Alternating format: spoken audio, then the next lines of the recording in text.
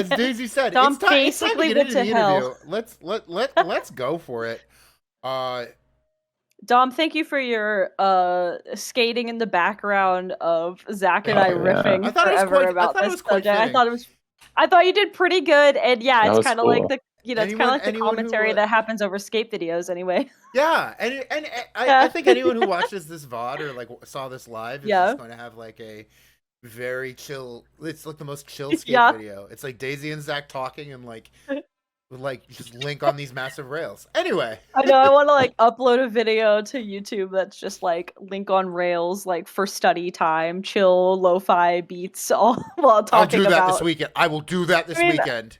I'm kind of down. Like if that's I'll get some like yeah we'll get some like OG Dutch skate DJ. music. No, I'm thinking like Yeah. that. Oh yeah, You yeah. know, Just like yeah, lo-fi music to chill, skate, rescue skate. Princess Zelda, gaming 24/7. It'll be fun. Zach Moldof stream. Anyway, Yeah. Cool. anyway, Yeah. especially for people who are watching this on YouTube. Hi, Mhm. we are here with Zach Moldof, Florida Apprenticeship Program Master Artist, skater, advocate, intelligent man, and we are gonna ask him some questions about his work and how it pertains to folklore and the state of Florida. But first, Daisy, you've got the little introduction to do. It's not little; it's a grand introduction to do. I super do, and I was like laughing at you saying intelligent man. I love that. I'm gonna Zach put is that so on my. smart. Yeah. Not that you're Thank you. wrong. Not that you're wrong. It's just that I'm Who gonna just write saw that the on last like my. hour? Who just saw the last hour? I'm gonna write that on like my affiliation for any event I go to now. Just intelligent person. Yes. I Disgustingly I intelligent hate person, being like, Daisy oh, Allstone. I'm at OSU. I'm at whatever. It's like, no, we're done with that. We're just gonna say that My we're affiliation is smart. Everybody, intelligence. yeah. Um, I have an announcement, which is that the sleuths are great. What's a sleuth? Well, a sleuth is a group of people who are behind the scenes. It's not Dom and Daisy necessarily. Not all the Sometimes it's time. us, but mostly it's not. Um, it is a team of people who get together every single week to come up with the questions that we have for the guests on the show. They're very cool. Dom always says, of course, never use their powers for evil because they do know a lot of really cool things about our guests that we can find on the internet and the library, wherever A people couple are weeks found ago, when these Vanessa days. said, "How do you know that? Is my house bugged?" Yeah, thank you, Sleuth. Yeah, that was pretty good. That was pretty good. Yeah, absolutely. Thank you, Sleuth. That might have been like an S tier sleuth moment. So basically, what I'm trying to say is, Zach, if you have a question that you like, chat. If you hear something you think is really funny, don't thank me and Dom. Thank the sleuthing team for their hard work to help make the show really entertaining for you all and curating the questions for us that we have today. So thank you, sleuths. Sleuth emotes in the chat. That's right. And Zach, let's get into this first question because you've kind of almost answered it several times in the gameplay section. But why is Florida an important part of skating's folklore? Oh man. So right, the common narrative says skateboarding starts in California, which is true in regards to surf skating. But freestyle skating doesn't start in Florida. Maybe it starts in California, maybe it starts somewhere else. I've never even done the research. But what does happen in Florida is Rodney Mullen, who is a prominent street skate or prominent freestyle skater in the 70s, starts to create a repertoire for tricks and how to manipulate the board. And this is all based on an earlier innovation by Alan Gelfand, a guy down in South Florida who's Jewish. And he now owns a German car shop where they work on like tuner cars and like, I guess they do some regular repairs too, but we were talking about car culture earlier. It was like, it's big down in South Florida too. Anyways, so literally my brother's job, Zach, but keep going. Alan invents the ollie, which at that time is unprecedented, where in surf skating, it's about following the motions of the water and tracing these natural rhythms. But what Alan does is he says, I'm going to create upward and forward momentum, where I'm going to make the board leave the ground and go forward and then land back on the board and keep going, which there was no way of doing that at the time. People were doing like different types of airs, skating in pools, but it all involved grabbing the board or like tying your feet to the board or all kinds of stuff. So Alan does this in Florida. Then you have Rodney takes this basic innovation of forward and upward momentum, and he says, how can you manipulate the board on its different axes at the different points in the arc of the board going up and then down as it continues to go forward? So that's where you get like the shove it, the kick flip, the heel flip, the 360 flip. The idea that the board comes off your feet and spins or rotates and then goes back on, right? You have other people innovating in street skating at the time, doing like Mark Gonzalez and Nadas Kalpas are the primary ones. But what Rodney Mullen brings into street skating is really different than what they bring in. And then that goes on to be developed by Shiloh Greathouse, Daewon Song, Kareem Campbell, Ronnie Krager, and they turn it into mostly what we know as street skating today. At that time, you have Paul Schmidt making the boards for them. He's from Florida. He learned how to make boards at a Tampa technical school where he was in woodshop class. And he was so good that his professor was like, all right, your senior project, you're going to go out and you're going to make boats. You're going to make cabinets and boats. So he had to bend the wood. And then he starts making his own skateboards, using his mom's car as the press and like making these molds where he's bending the wood and like putting the resin in, pressing them down with his mom's car overnight, pulling the car off in the morning, and he's got these boards. Then within like 5 years or less, he's in California and he's come up with the manufacturing process for Vision skateboards. And he's running the biggest skateboard manufacturer in the world.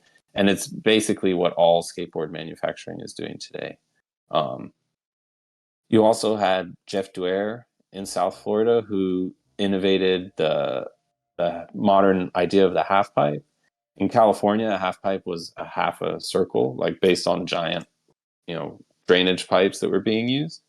But then in Florida, they added the flat bottom in between. So you have basically two quarter pipes with, flat in between so that there's time to set up for the next trick. And that, revolutionized, obviously, vert skating. There's other serious prominence like Alyssa Steamer, right? First female pro street skater.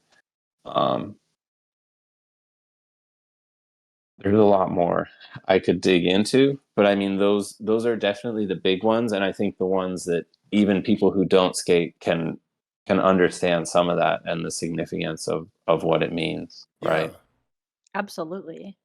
Yeah, Yeah, I'm from thinking. everything like you said to the repertoire to like the shape of the boards being because the Yeah.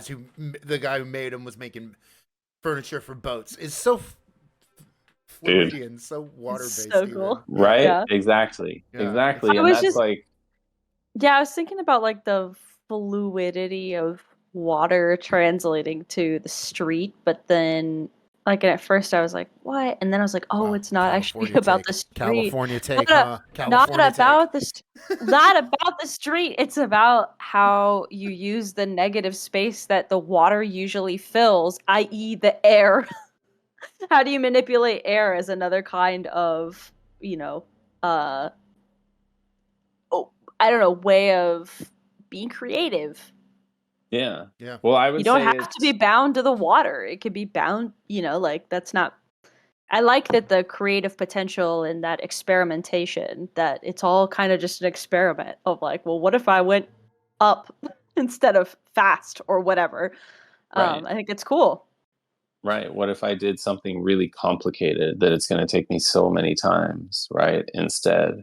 And I mean, I think that skateboarding really, like, the more that I've pressed into trying to describe it and all these writings, it takes place in the negative space of capitalism, where Mhm. it's utilizing all these There it spaces is. for Yeah. there it is. consumption and labor and leisure in the times when they're not being used for consumption and labor and leisure, right? Yeah. We go on the weekend when the bank is closed and we skate at the bank, right? Like we Yeah. go after hours when these businesses shut down and we skate them, or on Sundays when they're all closed. Like, you know, we navigate through the city and like we find just like kind of public in between spaces and utilize those. And I mean, it's so different now, but that's really what it's rooted in, right? Is Mhm. like people who don't have status and don't have agency, where can they go? They can go to a corporate head, you Mhm. know, like a big like a bunch of warehouses,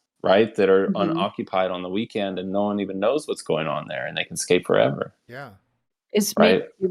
totally making me think about like anti-houselessness infrastructure. Mm-hmm. Like it's a Yeah, similar thing where it's like anti-skate. I mean, you know, the differences between these experiences of being are vast, but like the idea that there is something misusing space or misusing objects for their intended purposes, which is like the antithesis of folklore. Like folklore is all about using an object in an unintended way to create something to tradition or whatever. Well, And like skate, I mean, Daisy, let me ask this next question then.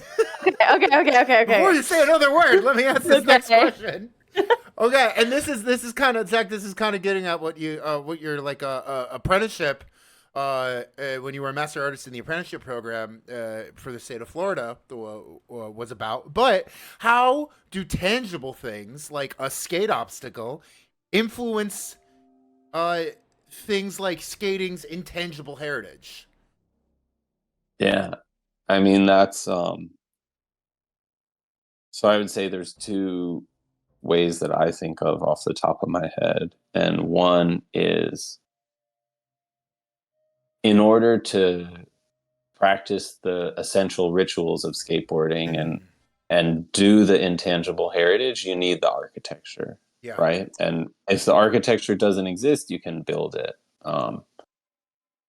And that's, I think, the second part is in Florida. My experience, and it wasn't just mine, it was a common experience, was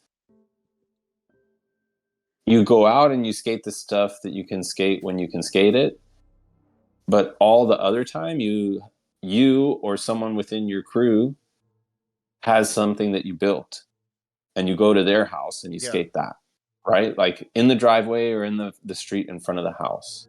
um and it's not, you know, it's not unique to Florida, but it's essential to Florida. People did that in other places, but yeah, um I think here being able to do that, and the way that we have so much space, and the way that like I think we, like, Florida tends to take care of roads and plan roads pretty well. Like there's plenty of exceptions, right? But I can think of so many people that I knew growing up that it was just like they had something at their house, or they knew someone who had something at their house, right? And it was just like traveling through these networks in South Florida as a teenager, where it would be like, oh yeah, let's go over to, like, we met this person when we were out skating, and then we're going to go to their house and like skate their box. And it's just, you know, it's a fucking wooden rectangle with a Yeah, steel edge on it. literally. Yeah. But it would be like you'd find that again and again and again. yeah. And no one taught, you know, it's not like there was nowhere to learn how to build this stuff. Like that wasn't, Mhm. when Mm, you get the skate magazine, they're not like, yeah, here's how you build this. When you get the fucking skate video, they're not like, yeah, here's how you build this. You see it in there and you go, okay, I can build that. yeah, And Yeah, you're okay. like, the desire and the Blew my need is mind. so high. And because of skateboarding, you already are in this mind space of like, figure it out, fucking figure it out, you Yeah. know? And then you just like, you get a hold of power tools and you build it. There is, I don't know how to like explain this, but well, what you're talking about reminds me of like the anticipatory use of objects. Like objects are waiting for a use or for a something to enact upon them often, right? So like infrastructure is waiting to be used, and it might have a designed, like inbuilt within it, a designed intention for anticipatory use, like driving on a freeway. But you could also skateboard in places that seemingly don't have an anticipatory use, which I think is like the really cool intangible part of it, because you're cultivating in your community a group of people that can see the use of these objects differently than the creators thereof, as in like in an anti-institutional kind of way. Like the institution has this idea of how the anticipatory use will be, but you are the one who gets to actually don the use and you can choose how things are used and when, and you can shape them and reshape them. And like a skateboard community seems very keenly tuned in to like the potentiality of space, public space that is not actively in use, quote unquote. Daisy, do you know the article by Bill Nicolaisen, The Distorted Function of Objects in Folk Art? No. Cite it. But I should read that. Hold on. Okay, there it is. Look this up. But, there it is. But I think what you're describing, and what you and Zach are both describing, are the distorted function of spaces in folk practice, in folk custom. Yeah. You know what I mean? Yeah. Yeah. Absolutely. So, yeah, it's. I can't believe I brought up cited an article. Yeah, I'm like, wait, who this? So yeah, wait, what's the last name again? Nicolaisen. William Nicolaisen, maybe. Yeah. Anyway, great article. I sign it all the time. Wow, everyone's taking notes. Dang. Yeah, I know. I'm like, fascinating. No, that's good. I know because I think a lot about objects and the way that our people object. I think about this question of like, what does it mean to be a person, and what is the relationship between an object and a subject, and like who has the authority to call something this. Think about this. I've been thinking about this a lot for a long time. But something else that Bryce brought up. I mean, I joked about it in the chat. Bryce Noah, past guest of the show and fellow skateboarder, was talking about the lacuna. Oh, he's a freestyle. Of the freestyle guy. He's talking a lot about lacunae. Yeah. Yeah, and like the like just vast openness of a road where like nothing is currently on it, and it is waiting. It is anticipating, is waiting for theoretically a human to do something to it, which I think is really interesting.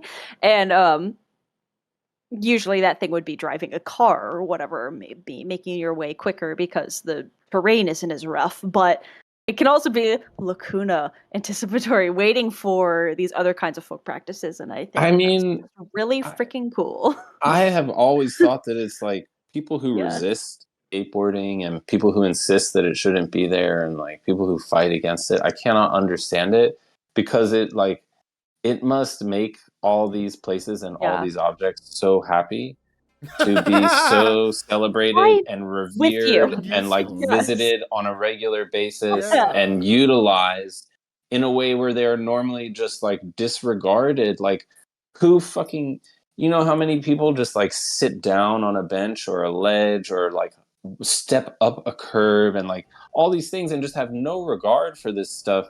But skateboarders, like, we care for it, like, our interactions may cause a degradation in the material structure, but it's always things that can be repaired and things that are budgeted to be repaired and replaced anyways. Yeah. So I think it's like the idea that people think that they should intervene and be authorities who say, no, don't do that here, ever, right? Instead of taking a step back and going like, isn't that a much happier place to be in, where there are people just running around celebrating random locations? And like, when you see skateboarders in a place, like, granted, there are skateboarders that I don't like to be around that like spaz out, right? And they have like a total like negative theatrics.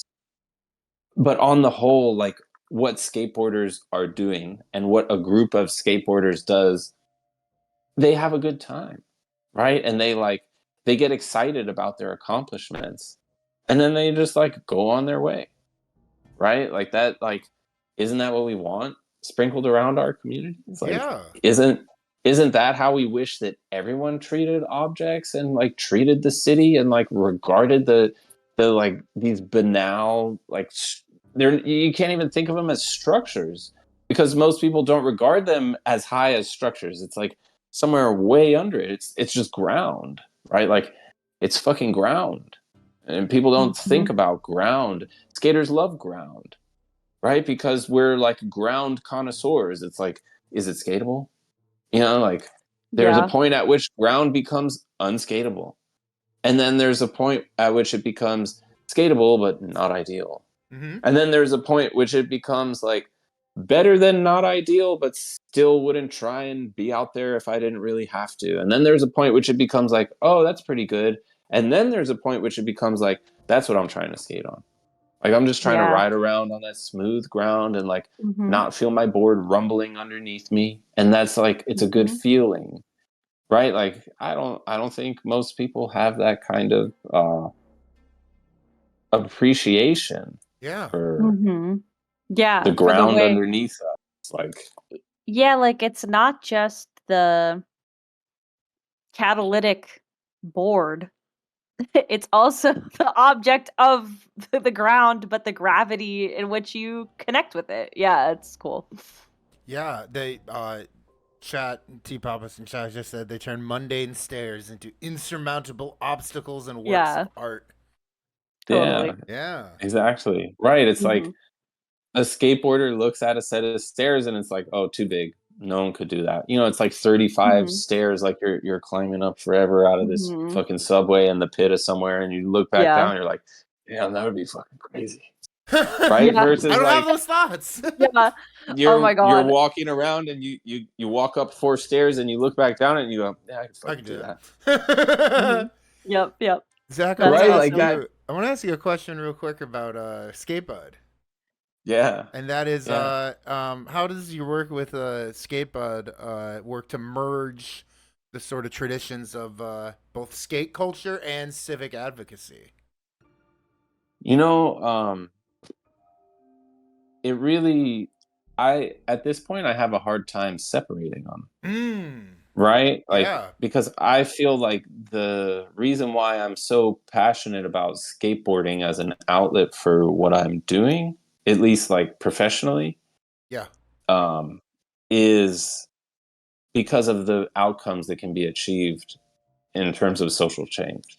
Mm-hmm. Uh, if I wasn't able to potentially influence, like get laws changed, right? Like get funding to help disenfranchised kids get on a career path that works for them with a mentor who supports them. Like if all these things were not possible, I don't think I would be interested enough in skateboarding to be like, oh, like I'm gonna make a job out of this, right? Like not me riding a skateboard, but like I'm gonna make a job out of the institutional need for skateboard related things.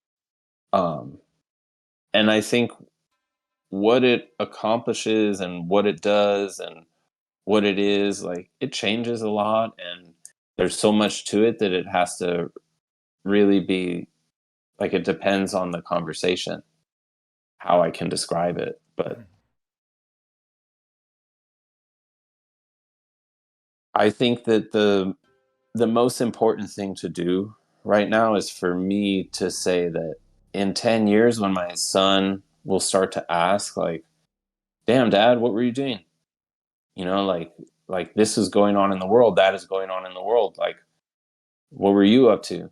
Because I see this out here and I have questions because I know it's not right, you know. And like I know that I'm going to be able to tell him I did everything that I possibly could to ensure that not only was I raising you as best as I can, but I was working to make sure that the world that you're growing up in is filled with people who get that same kind of attention, no matter what circumstances they're born into. Oh yeah. Hell yeah, Zach. You're gonna make me cry. That's such a good answer. It's good. Hell yeah. Yeah, that's fucking rad. Skateboard is super cool.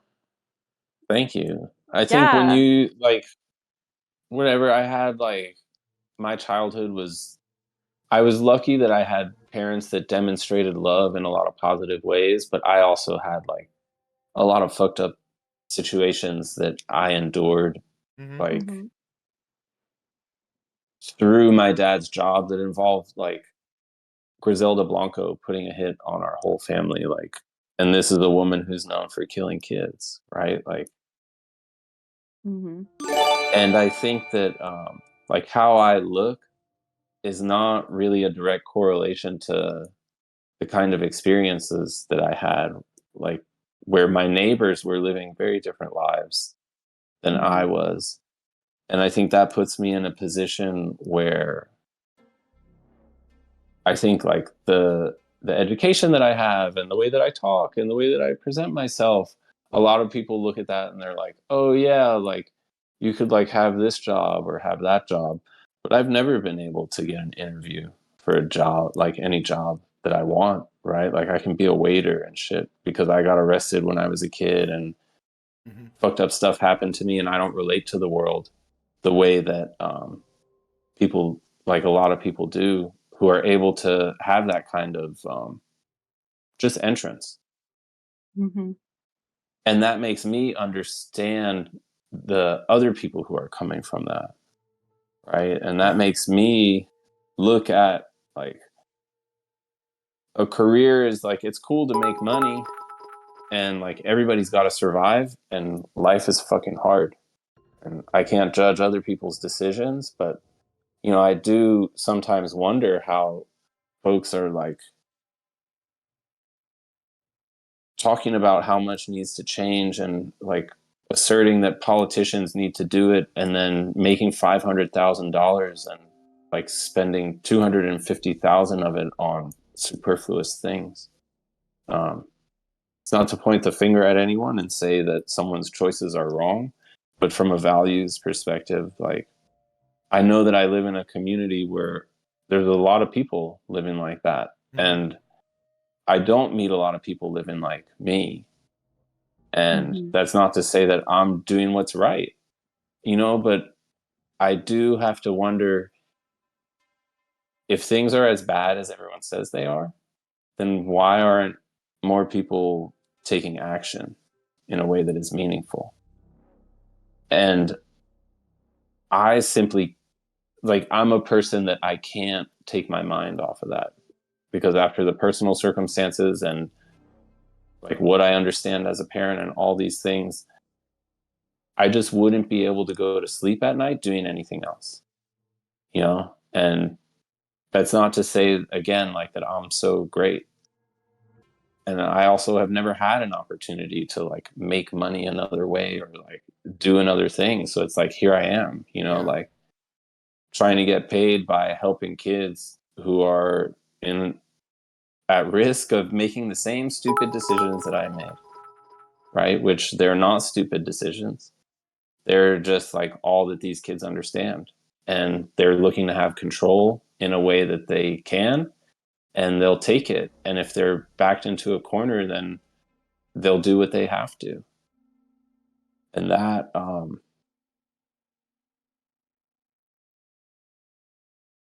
it's whether I wanted to or not, I've accepted that it defines my life. Yeah. Yeah. And this is like the most positive way for me to deal with it. And I'm cool with that. Zach, that was a great answer, and I will say chat agrees because Yeah, chat's been popping off right chat's now. been chat We was didn't want popping to off with that interrupt. answer. Yeah, We absolutely. didn't want. Yeah, we didn't want to like interrupt you, Sorry, but me and my fucking long ass answers fucking Chat, talk you no, don't forever. apologize to that's chat. why, They're loving it. Zach. That's why. That's That's why why. they're That's freaking out. why. That's why Uh, you're here. Yeah, Zach, I yeah. got No, one more they're excited. like serious question before we get to the fun stuff. You ready? yeah. All right. So as part of your apprenticeship that you did with Dorsa for the Florida Folklife, you got to perform on the Folklife stage of the 2023 Florida Folk Festival. What's your favorite? What was your favorite part, or what's your favorite memory from performing at the Folk Festival? Man, like I'm fucking predictable, but it's being there with Luchin and Tiffany, like Yeah. the Aww. like that. I've worked hard to ensure that like me doing this work is not about like me on this individual crusade that essentially like drives a wedge between me and my family. Mm-hmm. Right, that's also Mhm. another part of why I do what I do, right? I do it on my schedule, I do it on my terms. I say yes because it means yes, and I say no because it means no. Mhm. So the fact that I'm able to say yes to something like that and bring them along and like have that be, like that's something that Luchin continues to talk about. And Cute. there's, in that, like for me, and then when I reflect back on it, it's like, damn, like we got to like meet incredible people and like just hear good music and just like hang out and fucking like slow down for a minute, Yeah. which can be hard, right? And especially as parents, like, it's not easy to, as much as we do center our lives around family time, like when you're home, you're home, Yeah. and when you're at an experience like that, it's very special. And yeah, being able to be there and like be a performer, like, right, like I'm the talent, so I just fucking drive in and don't have to deal with all the complications of Yeah, waiting true. and stuff, Okay, because that's the like, best part. True. Yeah, look, like that's true. I'm 42, and like I started playing shows when I was like 19 or 20, I don't know, Mhm. 18. Yeah, And you just put in like all the roadie work. Yeah, you put in the speaker like carrying. yeah, I just like I don't like waiting and dealing with all of the kind of consumer side of these experiences, because I've done so much work behind the scenes. And like I've like shot photos and like written articles for shows, to where it's like, I've spent so much time going to this stuff either as a participant or as like a hired freelancer, Mhm. Mhm. that I feel very fortunate that I'm able to experience it in the way that works for me. Right? It's like pack up my little fucking cooler, like have all the stuff that I need in the car, just pull up and park. Cause also having a kid, man, you're fucked, bro. Like you need so much stuff, right? Yeah, Like extra suitcase. the so to make it like easy and accessible for me, and then to be there with my family, and like there's all this great music, like uh we don't get live music, right? Like it's hard to do that with a kid. And Yeah. like, Mhm. yeah, it was so, man, it was great. An- Aw. Another hashtag rad dad in chat. Okay, people Who keep who said calling you that? Rad Dad. Also, people keep calling you rad People dad in keep calling you chat. Rad Dad, and people are pointing out But how fucked it is that you have to carry around all the stuff when you have a kid. yeah, So as I yeah, move into they're the funsy questions of they're the interview, sympathizing with here's you. one I've gotta ask first, and it is, what's your favorite folklore that dads share with dads? What's your favorite dad lore? Oh man, it's a non-verbal one, but snacks. I love like Oh, seeing how Snacks. dads it's a seeing how custom dads again, a deal with custom. snacks, right? Like how are, like, your kid's gonna want those snacks, and if you're pretending they don't want them, like you're communicating something to me where I'm like, red flag.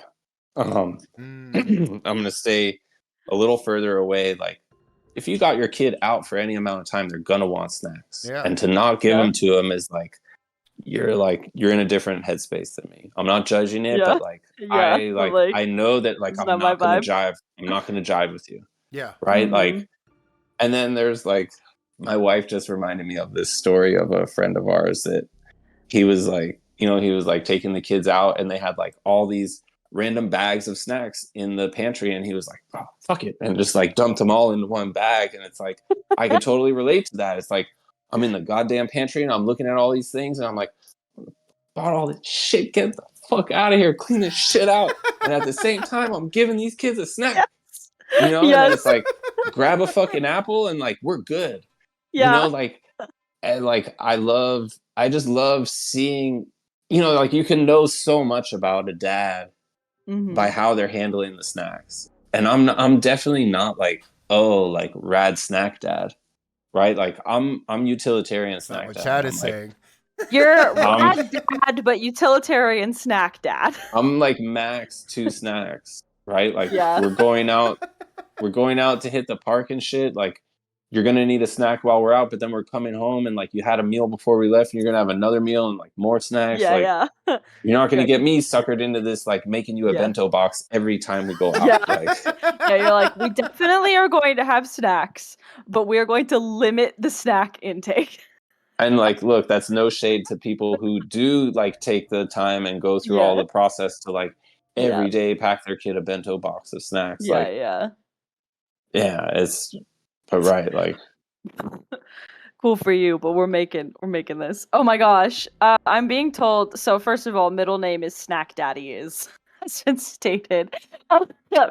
But number two, I'm visiting our chatter the end of this week, and he's got some kids. And he said I need to send you a picture of the kids' snack drawers when I visit. So maybe you can get some dad sympathy in the chat there. nice.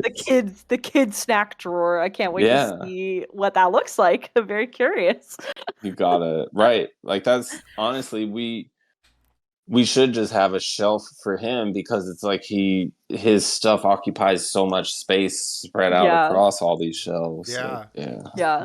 They take over. You're like, I don't really want to call the yogurt chips my snack, but when there's more snacks around, we do end up all kind of just eating the snacks. Yes. I consume all I test all these snacks. Yeah, you have to know. Science, for folklore. It's like kind of the time when you get to do it, and it's not like you're a weirdo at the grocery store. You're like, you have a reason to purchase this item. You just want to make sure it tastes good. Yeah. As an uncle, I'm hands-on, baby. As an uncle several times over, this conversation makes me so happy, and also thank you for your service. Yes. Zach, do you have a favorite memory from taking classes with folklorist Kristen Congdon at UCF? Yeah. Oh man, I tell my wife this one. She reminds me of it all the time. I think my parents even remember it too. So I took a lot of I don't know. I took a number of classes with Kristen. By my senior year, like whatever, I was impatient with school. Yeah. And it's not that I wouldn't try, but I would be like, all right, I see like what's the minimum that I have to do, and I'm going to do that. And like I'm going to give it a good attitude while I do it, and it'll usually get me a B. Yeah, it'll be fine. Yeah. So I was in her class, and it was like this project, and she had like assigned everyone, I don't remember what it was. She had a really good way of going about doing these projects that made you get out of your comfort zone and also just like think about stuff and then present the information. And it was somehow I had to present something about like public spaces and how they're organized. And I was just like, oh, like I'm going to like, and I was really into John Cage, which I still am. It's like a huge influence on so much of my thinking. But I was like, well, I'm going to just demonstrate that if you organize a lot of public spaces based by chance instead of like what we're presented with, like it would be like basically just as functional, right? Like within certain parameters, right? Like awesome. Yeah. You still put the roads on a grid, but then it's like, okay, put this here, put that there.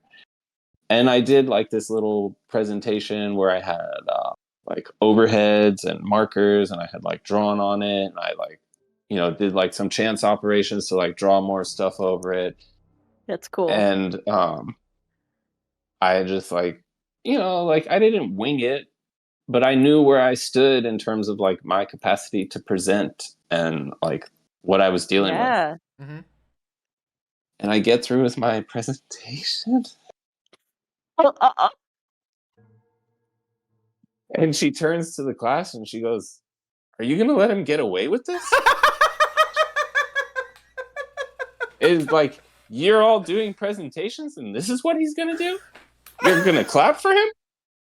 She's like, and she like sat me down afterwards. She's like, you're not gonna charm your way through life. Oh my god. Oh my god! I would Which, I would shit my pants. you know, like, I would immediately die if someone said that to me. I needed to hear it, right? Like, yes, you always need to hear it, but I was also like fucking 20, you know, like maybe 21. Yeah. Like, I'm a fucking kid. Just like clueless and out there and just like whatever. But yeah, like I would. That's awesome. Yeah, I think it's safe to say I have a special relationship with Kristen, and she holds a special place in my heart. And like, she has a pass to talk to me in a way that no one else can talk to me. Like, because she has exposed me to so much stuff, and so much of who I am is indebted to her. Right? Like, yeah, she's up there with my parents, right? In terms of like people who got to me at a young age and like really shaped the way I fucking see myself and see the world. Like, and she like really, she got me at a time where like, you know, man.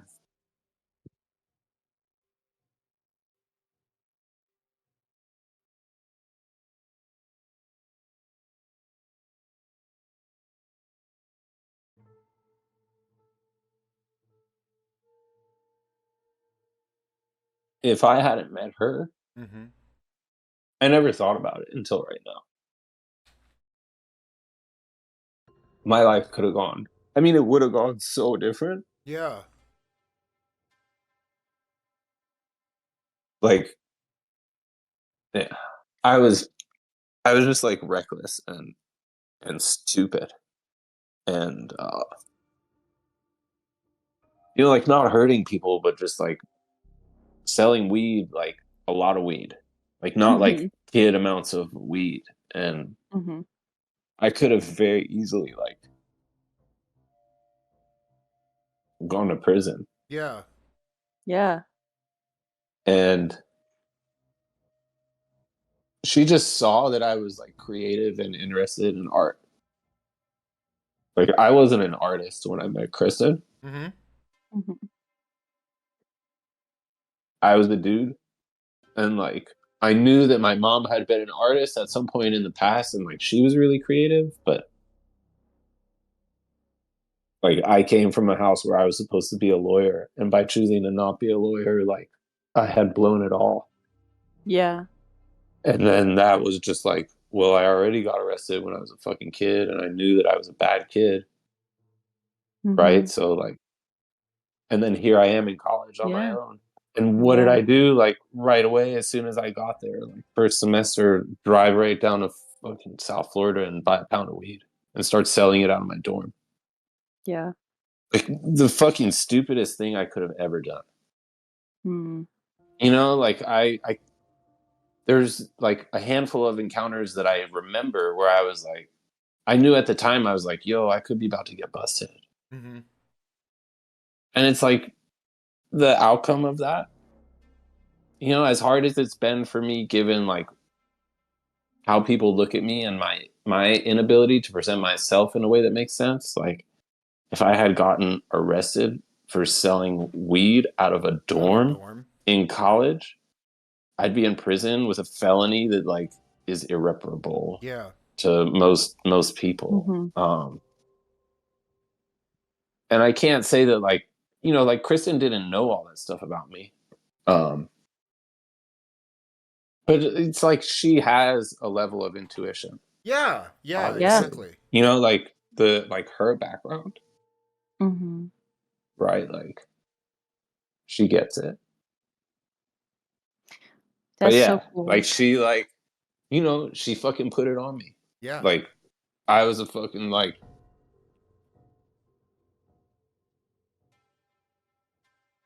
I can only imagine what it would have been like to meet me when I was like 19 or 20, and it's just like I looked like a fucking maniac. Like, You know, like I just like I was Yeah. like if I look unkempt now, it was fucking unkempt times 100, and like just so Yeah.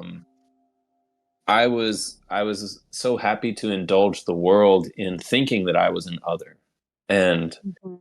like Kristen saw right through that. You know what That's what such she a cool way to did? think of that. She Yeah. took a look at you and said, "Are you gonna let him get away with that?" Right? Exactly. Yeah. Right? Like She knew. she But pressed but sh me. yeah, I mean, she knew. I bet she this is the wild part, like, I bet it sounds like I've never met this person, but it sounds like she's such Come on a the show. yeah, I know, literally, come on the show, I wanna meet you now. Um, but, like, I mean, such a person that not only saw in you what you couldn't handle seeing yourself, but I bet that she did that for a lot of people, and Yeah. that's, like, She worked an in prison. amazing, amazing skill, like She was She worked in prison. in the 70s Mhm, and 80s doing art with mhm, prison inmates. Mm-hmm. Like yeah, she's, you know, like Kristen is she's out there, man. You know, like yeah, and mhm, like she's been out there. She's my parents' age. Mm-hmm. You know, mhm, like mhm, she she's the type of person that changes the way things work. Yeah. Yeah. that's cool. We had a couple more Yeah. questions, It's Zach, super but there special. were some great questions in chat that I want to make sure Daisy asks you. Can you Yeah. start with this one? Let me double check, make sure we're on the same one. Yeah, that's what I was thinking. Yeah, yeah. Start with that one.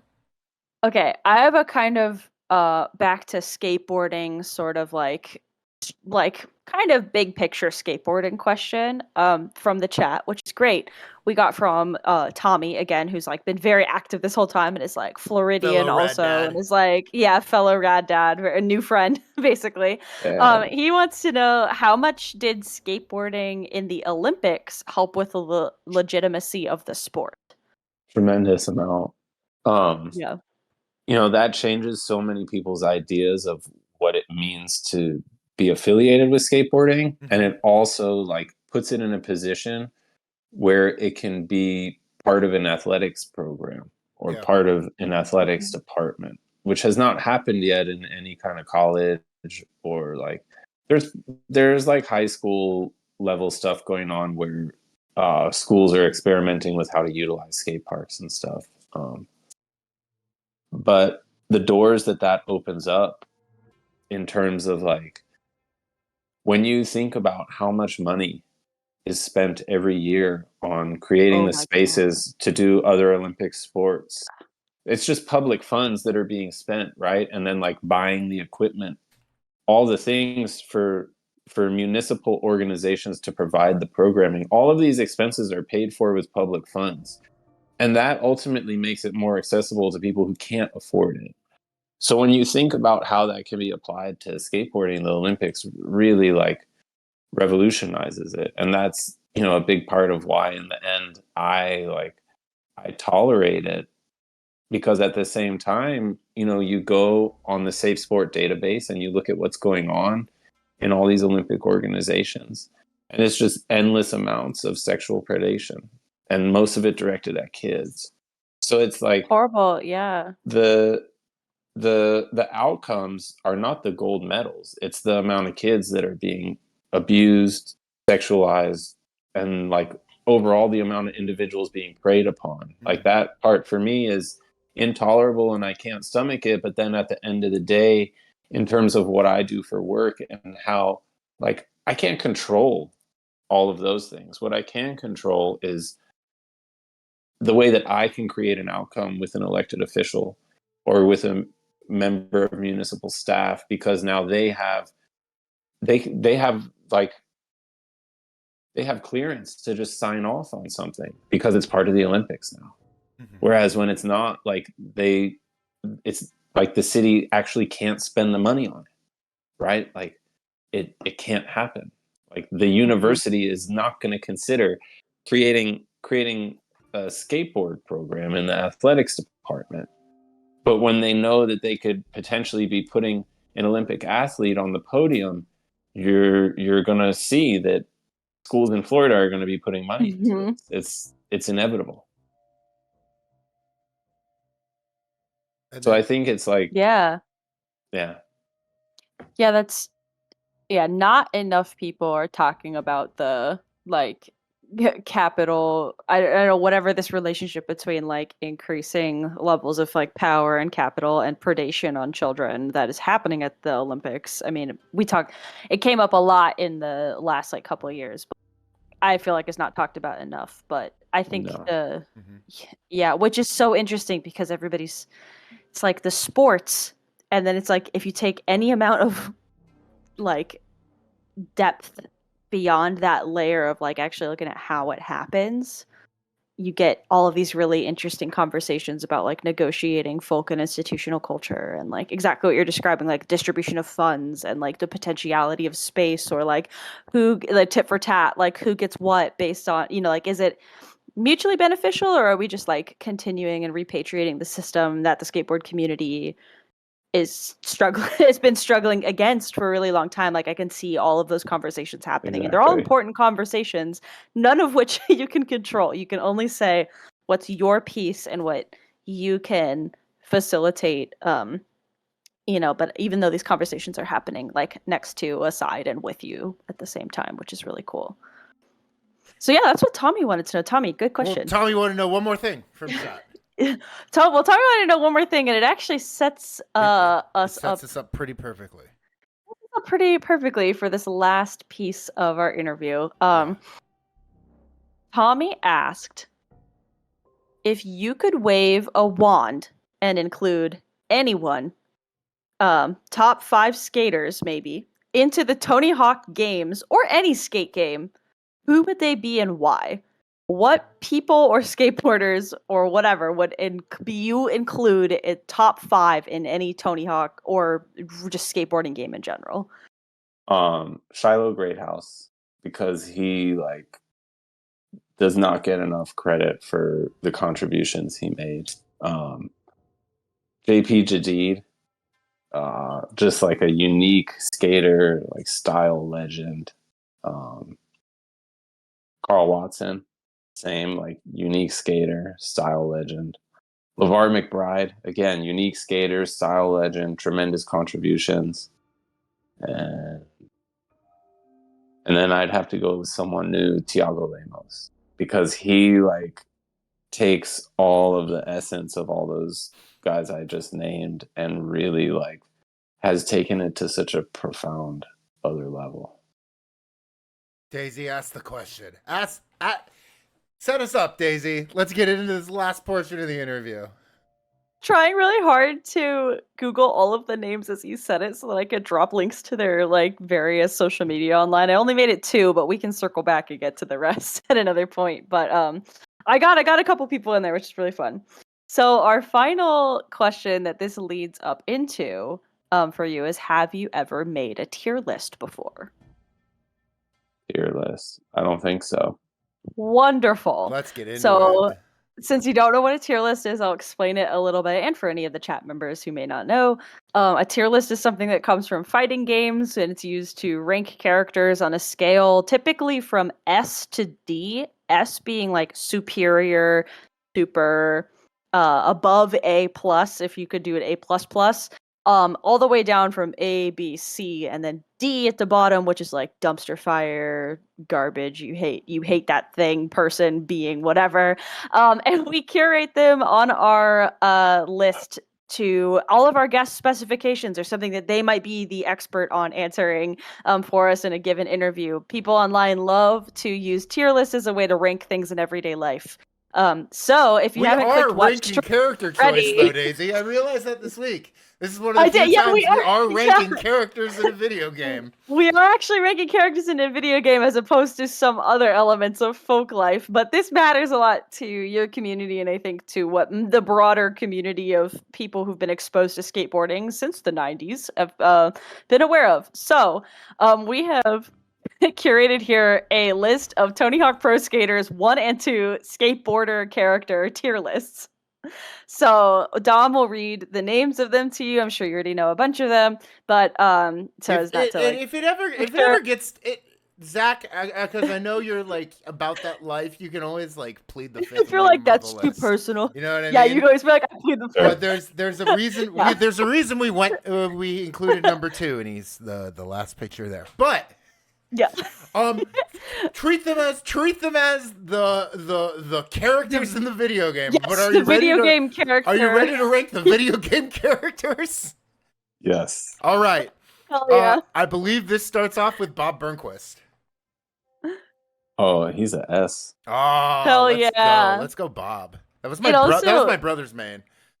Oh hell yeah. The tier list goes vertical and horizontal too. So it's like top left it's like of bottom, S is top the left number to 1. Sure. Yeah. yeah, bottom right. Mhm. Okay, next up Cool. Bucky Lassick. He goes with B. He He's goes- not like a personal favorite, but like respected, dignified. Yeah. Yeah. You know, like Hell been yeah. doing it, still doing it. Yeah. Nice. Next up, and you mentioned him in your interview, is Kareem. He goes S. Yeah, is he S Hell above yeah. Bob? Yeah. Is he so he's pole position. Yeah. He's number 1 slot so far. Okay, hell yeah. Next up, I believe we have is this one. This one is Andrew Reynolds, or is that one Jamie Thomas? Andrew Reynolds. Yeah, I think this one's Andrew Reynolds. I can't see it really. Yeah, it looks like that. Yeah, He's very small. Yeah, he's doing like maybe a does that look like a maybe Blunt a kick slide flip or or something. something on No, the it's a bull? grind. It's a on the grind. bull. Oh, it's a grind. Okay. Yeah, Yeah, that's Reynolds. that's Reynolds. Okay, He's an A. got it. Hell Like, yeah. Top tier talent, but like not in my realm of flavors. Yeah. Got it. Yep. Yep. Next up, Daisy and I were talking about this. The first Jeff with a G we ever we were ever encountered, exposed to. other than Jeffrey Giraffe, I guess, but is That doesn't really count. We it didn't doesn't know. really count as Jeff Rowley. Yeah. Jeff Rowley, he's going D because he told me my first ever experience in the skateboard industry, I went to cover this SLS event for Vice, and it didn't wind up running for Vice. And I had smoked a joint. This is in Los Angeles, where it's like absolutely legal. I had smoked a joint outside, Yeah. like previously. Yeah. Yeah. And then I was like standing by him talking to someone that I knew, or I was talking to someone that I knew, and he walked up. And then he like really got a sideways face and like just scolded me for smelling like weed. And ever since then, I okay, just like, bro. I Is that can't. different in England?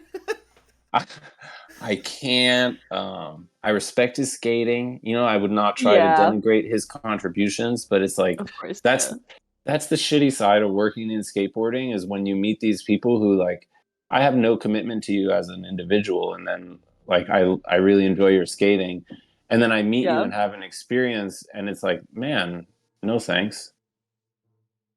Yeah, what the Anyways. heck? What a weird confrontation to have with someone. Yeah. When was this? Like within the last 10 years? That's weird. Yeah, that was like 5 That's years weird. ago. That's Yeah. weird. Okay. Sorry about that. My computer glitched for a second, but we should be back. Okay. Chat. Okay. Yeah. My Jamie Thomas, is that Jamie his Thomas name? is next. Yeah. Yeah, he's going A after yeah. Reynolds. A after Reynolds. Nice. Yeah, he was my favorite skater for a time when I was a kid. Hell yeah. Nice. Next up is Rune. Rune Glifberg, he's A behind Jamie. A behind Jamie. Gotcha. Nice. Yeah, like he was more my Danish style. flag. Like I was not a crazy about vert skating, but he did Yeah. more flip tricks and just like, I don't know. Bucky's cool, but yeah, Rune was closer to my idea of skating. Sure. That's the difference between like A minus and B plus. Yeah. Yeah. Next up, Chad Muska. Chad Muska. What's the difference between B and C right here? The difference between B and C, I don't know, an 80 and a 79. Yeah. Yeah, he's It's a kind B. of up to He's a B before Bucky because I would watch his skating This way. before I would. Yeah. And then nice. another one you mentioned in your interview. This is Alyssa Steamer. Man, she's gonna have to go S before Kareem. All the way up top. Yep, she's that's in number right. one Holy right now. shit. Also, Hell yeah. pride of where's she from? Fort Myers. Fort Myers or St. Pete, like somewhere on the Hell west. yeah. Somewhere Yeah, on the west. like Somewhere on the west. Nice, south nice. of Tampa and on the west coast. Hell yeah. Nice. Let's go, Alyssa. Okay, number one spot so far. We're closing it out. Tony Hawk, Tony Hawk, friend of the show. yeah, he's I would put him A after Rune Glifberg. Okay. Respect Fair. him. Not like I am impressed by seeing some of his stuff, but like I would watch a Rune Glifberg video part before I'd watch a Tony Sure. Hawk video Yeah, part. if you've got like, Fair. if you got Bucky Fair. here, and yeah, I'm starting Yeah. to get your aesthetic. Yeah, exactly. Yeah. It's taking shape. I hadn't seen him in years, and I love how he looks with a beard now. But Steve Caballero. Yeah. So we're getting into the Yeah. characters from 2. So Steve, Let's go. Cab is a B before Muska. Cab's a B before Muska. My Yeah. brother and I would always play as Steve Caballero. Aw. That was who we played on Tony Hawk Pro Skater. I was Kareem. I don't know why. Yeah, I don't know why, but that's who we played. All right. Next up's Costin. Austin, he's A before Reynolds. Yeah. Because Costin is like, he was skating with the Nice. dudes that I really like. Like he's got like a lot of the tricks and everything. And I know a lot of people like his style. His style just never spoke to me. Yeah. But sure. like his talent and like the things he's done is so like, I mean, to say it's undeniable is just, I don't know, that seems foolish. Yeah. And then, really, the reason why we extended this to the 3 characters from 2, Rodney Mullen. Yeah. Yeah, he's number one. Is he now? Oh, Is he top yeah, of he's S, or gotta do be we have number to one. make like Yeah. the S plus Yeah. tier? Like, do we? No, yeah, no. no, good top S because it's been precedented where we've made a plus S tier. You can add a tier if he's that good. Oh, Beyond. man. No, I'll put him in S. good. Like he like He's good. He's not a It's, god. We're all people, right? We're all the Exactly. humans. Yeah. You know, He's we're just- all yeah. Exactly. Okay. He's just a guy who made a bunch of tricks. He's really yeah, good. I mean, I don't know. Although he probably should be the S plus because it's like fuck, like what he did compared to what everyone else did, Mm-hmm. right? It's like Mhm. like he invented the impossible. Like he literally like the trick. He literally did move the called impossible. He did the impossible. Yeah, I mean, I guess if we're- that is kind of a god tier. yeah. Oh my god. Daisy, that's the summary for tonight's tier Wow. list. Here's the official Yeah, like Tony how Hawk's close Pro to Skaters character tier list. On a How scale close is from your S to skateboarding D. God? Yeah, on a scale from S to D, how well can you do the impossible? Oh yeah. Nice. Zach, this has been Wow, This this has has been been such so a much fun fun. interview, and I also want to read something Tommy from chat, who was very active, said. Yes. I've never yeah. felt so seen than I have listening to this interview. Seriously, no hyperbole. And I think that's just shouts out to the dads. Shouts out Yeah, to everybody. dad. Shouts out to everybody watching this. Zach, this has been Yeah. such a fun interview. You know, a little peek This has behind been the curtain. awesome. Yeah. Peek behind the curtain. This was originally going to be end of August, and we rescheduled. And I've never been so Oh, yeah. happy to have more time to put Yeah. together questions, to like get you on Yeah. a good night. You know what I mean? Yeah. Totally. Thank you so much for coming on. If people want to follow you more, if people want to read or see more from you, where should they go? Well, thank you for having me and inviting me. And if people want to keep up with my stuff, you can go on Instagram, and it's skatebud, but replace the U with an underscore. So SKATEB_D. And then I have a Substack too, which Daisy reminded just me posted about. in chat. Yeah, I posted that in chat for you too. Which Also, I have skate not- bud.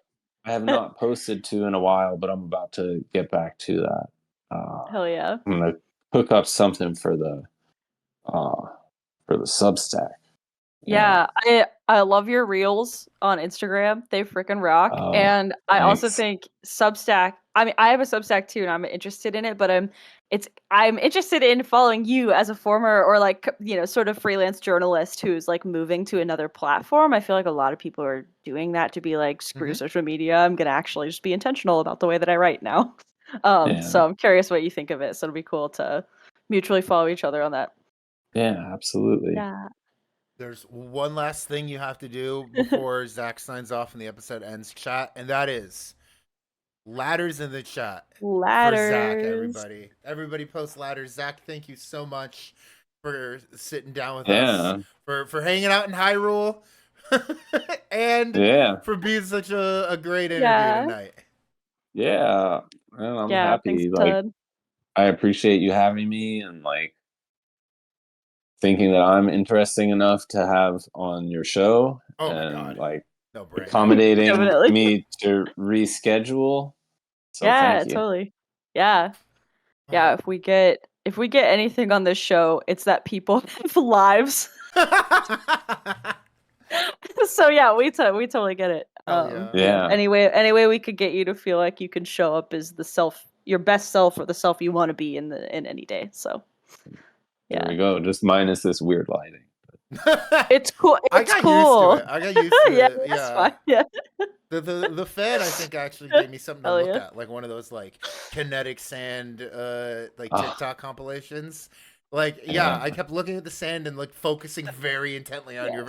the sand, the lights, and focusing very intently on your voice.